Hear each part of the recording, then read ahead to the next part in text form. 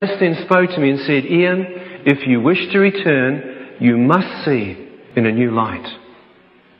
I thought, light. You're the light. If you're the light, you might be God. Words appeared. God is light, and in Him there is no darkness at all. God is light, and in Him there is no darkness at all. As I read these words, I realized that directly behind that light and in the center must be standing Almighty God. When I thought that, I thought, if that's God, what am I doing here? Someone's made a mistake. I should crawl out of here quickly. I should get under some rock or crawl back into the darkness where I belong. I started edging back from His presence. How many would wonder if somebody made a mistake if you were taken up into the presence of God tonight? You know, you can put a mask or a masquerade up before people. Well, I'll tell you what, in His presence, you're undone. He knew my name. My thought was His speech to Him. And I knew His radiant light could search the most inner secrets of my heart. And I knew that if He could see me in that light, He would know the good and the evil that I'd committed. And I did not feel very worthy and very holy or very pure to stand in His presence that night. I felt ashamed, and I felt like I needed to pull back from His presence. As I pulled back from His presence, waves of light broke off His source and moved towards me. As the first wave moved, my hand I could feel a tingling sensation as a power moved through me, went down to the depth of my heart, and I felt pure love touch me. What was that? Another wave came. God, you can't love me. Another wave came. So God, I've cursed you. Another wave came. Say, God, I've done so many things wrong. Another wave. Another wave. Another wave. I started to tell God every single sin that I knew I'd done that was wrong. And as I said that, His unconditional acceptance flooded into me. I said, God, I feel disgusted. More love. You realise, I've just prayed. More love started flooding in.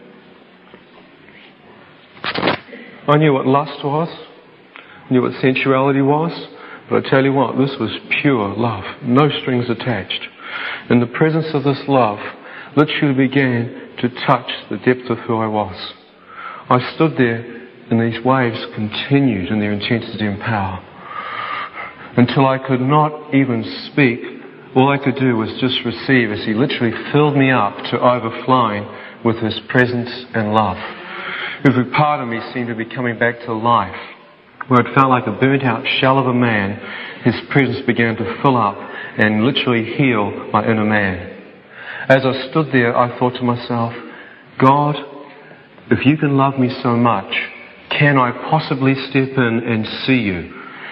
Somehow, if I could step into the light and I could see you, you could tell me the meaning and truth to life, and I would know who God was. I asked that question in my heart, God, can I see you? He didn't say no, and so I stepped into this radiance. As I stepped in, I was completely immersed in this radiant light and continued to walk in. Right in the center, it opened up. As it opened up, the first thing I saw was a man's feet, bare feet, with dazzling white garments around his ankles. I quickly lifted my eyes up and saw the most radiant garment on a man. I looked up and saw the chest. His arms were out like this. As I looked towards his face literally was emanating the most radiant, most powerful light. It seemed to be coming from the pores of his skin as this radiance and purity seemed to emanate and hide his entire face and features. It seemed like the light that was coming from his face was so much brighter and so much more intense that it made the light that surrounded him look dull. As I stood there, I thought, that must be God. Who could have a face that shines 10 times brighter than the sun, has garments that are like garments of light, and is surrounded by a radiance that seems to fill the universe? As I walked closer, wanting to see his eyes and his form, I could see his hair, white, blowing like in a breeze, but his face still seemed to be shrouded by this brilliance. I moved closer and closer, wanting to see more. I came up literally within 2 feet from him, about to penetrate the light to see his face. It seemed as though he didn't want me to see his face because he moved. As he moved to one side, the light that was around him moved with him, and directly behind him, the same shape as the tunnel I'd travelled down, was a like a cave entrance opening out into a brand new planet. As I stood there, I looked 2 feet in front of me. I saw green grass moving off into a distance, and I could see a crystal clear stream. Trees on either side of it. I moved over to the right. I saw meadows and fields going off into rolling green hills, mountains, clear skies. I moved over to my left. I saw fields and flowers and trees scattered through it. As I looked, every part of me is going, what is this place? It's like the Garden of Eden, or what is this? And I looked at the grass. I saw no ragwort, no thistle, no buttercup, nothing that we used to spray for in New Zealand on the farm. And I'm looking, and it's perfect. There's no rust, no disease, no death in the pastures. The ryegrass is waving in like a gentle breeze, and the light that was upon the presence of God is emanating right through the creation. The whole of the planet's creation seems to be giving off life and light. As I'm staring at it, everything in my heart is going, I belong here. Why wasn't I born here in the first place? Why did I always feel like a stranger on this planet, almost like an alien? Why wasn't I born there? God showed me later, you have to be born again. I used to be in to save the planet and save the whale. Well, here I saw a brand new creation, totally untouched, going before me. In me, I knew that if I stepped in, there'd be no more death, no more sickness, no more suffering, that I was standing at the threshold of eternity. I'm just about to enter in and explore. I mean, everything in me is just restrained not to step in and explore. An incredible excitement in me, and His radiance and presence seems to come before me as if to block the way. I thought, why is He blocking the way? Then He spoke to me within the light. He said, Ian, now that you've seen, do you wish to step in or do you wish to return? What would you do?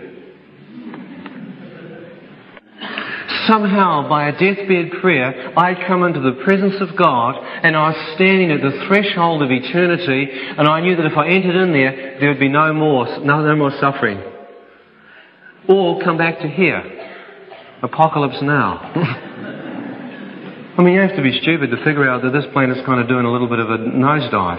I mean, I'm thinking, return back? No, I don't want to return back. I wish to step in. He didn't move. I thought he needs more convincing. I said, God, I am not married. I have got no children and no responsibility to come back for. At the time I wasn't. He still didn't move. I said, God, I have got no mortgage. I owe no one, anyone, anything. No bank manager chasing me. And I'm not going to leave debt. Look, there's nothing to return for. He still didn't move. And I stood there and said, God, You're the first one who has unconditionally loved and accepted me. In my life, I have never known anyone on earth who has loved me like you have. Your love has touched the depth of my heart. Your love and presence has melted my heart of stone. You've touched me like no one has ever touched me before.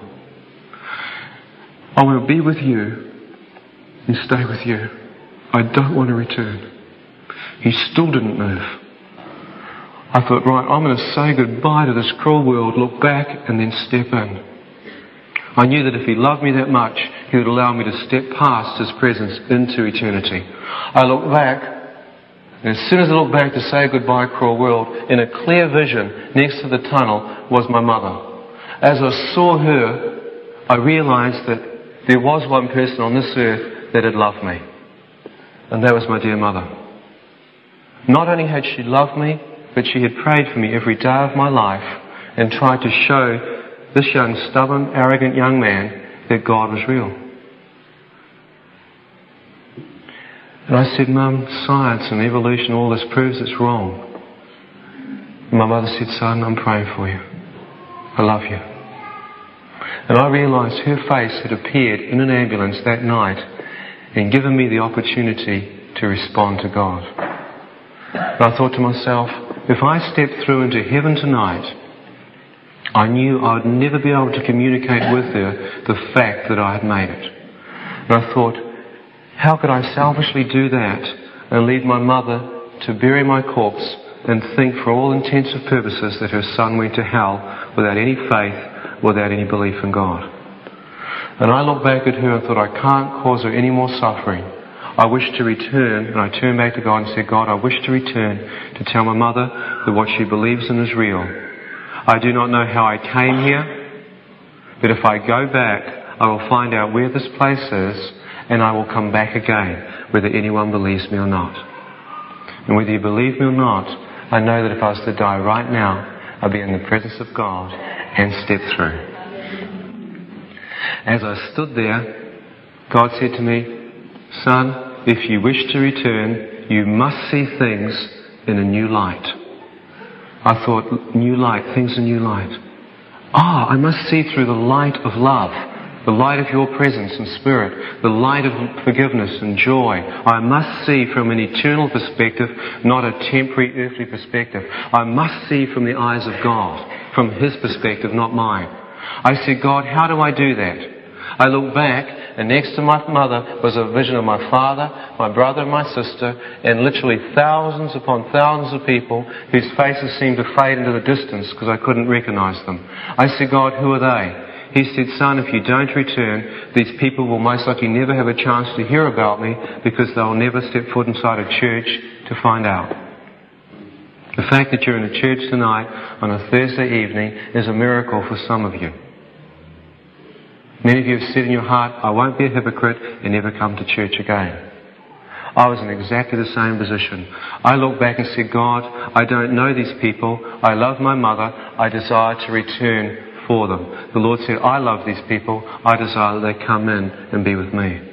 I said, God, how do I return down a tunnel, into darkness, and back into my physical form? He said, son, tilt your head.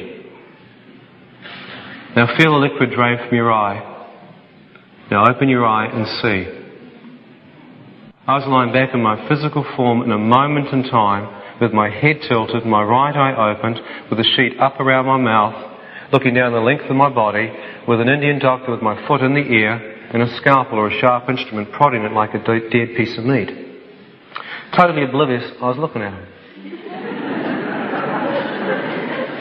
I am suddenly confronted with reality. Did I just see God?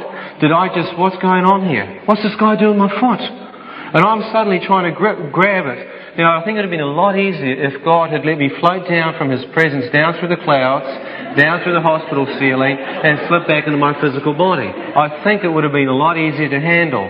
Now, some people have had that. But see, God spoke, and the worlds came into existence. God spoke, and I found myself back in my physical form. Trouble is, it was so quick and so sudden, I'm trying to grasp, but did I just see God? Do you know what I'm saying? Next minute, this Indian doctor, something seems to scare him. He looks at these two eyes under my one eye. I'm not moving much. His eyes, as blood drains from his face, it's like he's just seen the dead rise. And he freaks. I'm staring at him and he's almost with his eyes going, you're dead. I'm going, I'm alive. He's wanting to come and shut my eye and, you know... And I'm looking and going, God, what's happened? And the voice of God spoke into my ear and said, son, I've just given your life back. What? What is that going to mean? Man, and I'm looking at this man and said, God, if that's true, this man doesn't know what's going on and I'm sick of looking at him. He's scaring me. I want to tilt my head to the left. Can you give me the strength to tilt my head to the left?